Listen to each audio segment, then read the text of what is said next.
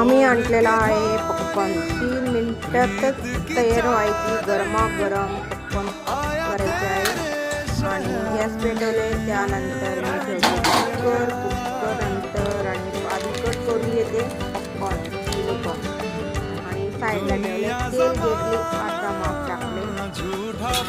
त्यानंतर एक एक करून आणि पॉपकॉर्न एक कुकरमध्ये टाकत आहे सध्या. आणि गरमागरम पॉपकॉर्न तयार होणार आता.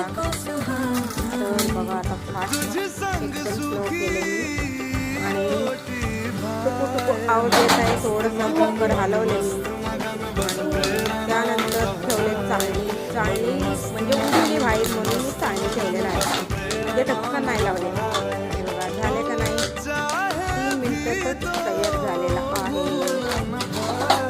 व्हिडिओ कसं वाटले कमेंटमध्ये नक्की कळवा. आणि पूर्ण एक ताट गच भरून आणि दुसरा ताट घेतले. दुसऱ्यामध्ये पण अर्धा झालेला आहे.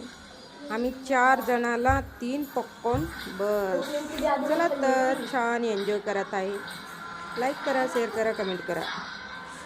Bye bye.